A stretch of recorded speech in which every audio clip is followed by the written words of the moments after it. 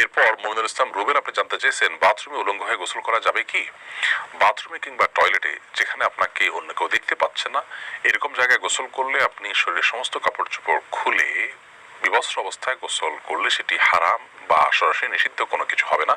আমাদের মনে রাখতে হবে যে একটা সময় পৃথিবীতে মানুষের বেশিরভাগ মানুষেরই অনেক বেশি কাপড় চোপড় থাকতো না, অনেকেরই এক জোড়া কাপড় থাকতো যেটা দিয়ে তিনি তার জীবন পার করে দিতেন। আজকাল আলহামদুলিল্লাহ আমাদের অনেক কাপড় চোপড় রয়েছে। তো যার সামর্থ্য আছে এরকম অবস্থায় তিনি সকল কাপড় চোপড় খুলে গোসল করাটা তার জন্য অনুত্তম।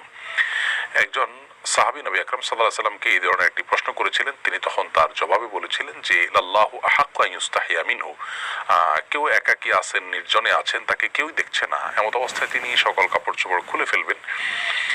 এ বিষয়টি অনুত্তম, কারণ আল্লাহ তাআলা তাকে দেখছেন, আল্লাহর প্রতি তার লাজ লজ্জা থাকা উচিত অন্তত।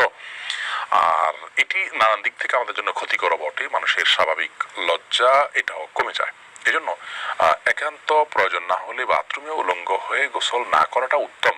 আমাদেরকে নবী আলাইহিস সালাম যে নির্দেশনা দিয়েছেন, বোঝা যায় নবী সাল্লাল্লাহু আলাইহি সাল্লাম প্রয়োজন ছাড়া বিবস্ত্র হওয়ার বিষয়টিকে পছন্দ করতেন না। তবে যদি কেউ বিবস্ত্র হন, তিনি একাকী আছেন, কেউ দেখছে না, তো সেটা তার জন্য হারাম হবে না। একটা হলো অনুত্তম, একটা হারাম, দুই জিনিস। কিন্তু হারাম হবে না বিষয়ের কারণে, গুনাহ হবে না ওটার কারণে, কিন্তু অনুত্তম হলো একজন মুসলমান অনুত্তম কাজ থেকে বেঁচে থাকার চেষ্টা করবেন, কিন্তু প্রয়োজন হলে তিনি এটি করতে পারেন। অতএব গোসলের সময় অন্তত নাভি থেকে হাঁটু পর্যন্ত সতেরো জায়গাটুকু ঢেকে থাকে এরকম গামছা বা তোয়ালে বা লুঙ্গি কোনো কিছু পরনে থাকলে অবস্থায় গোসল করাটাই হলো ভালো। প্রয়োজন হলে উন্মুক্ত করতে পারবেন সেটি।